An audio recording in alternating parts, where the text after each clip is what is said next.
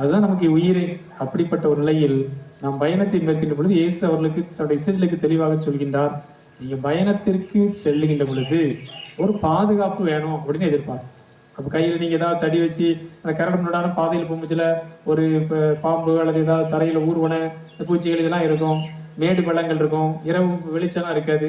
அப்படிலாம் போகும் பொழுது கையில ஒரு கைத்தறி வச்சுட்டு போறது வழக்கமாக இருக்கும். நம்ம ஊருக்கள் ஒரு 30-50 ஆண்டுகளுக்கு முன்னாடி நம்ம ஊர் எப்படி இருக்கும்? ஒரு 50 ஆண்டுகளுக்கு முன்னாடி அப்படிதானே இருக்கும். யார் வீட்லயும் வெளிச்சம் இருந்திருக்காது. என்னைக்காவது ஒரு நாள் எங்கேயாவது ஒரு ஊர்ல எங்கேயாவது வெளிச்சம் இருந்திருக்கும். அப்படிலாம் 6 மணிக்கெல்லாம் ஊர் அடைஞ்சிரும்.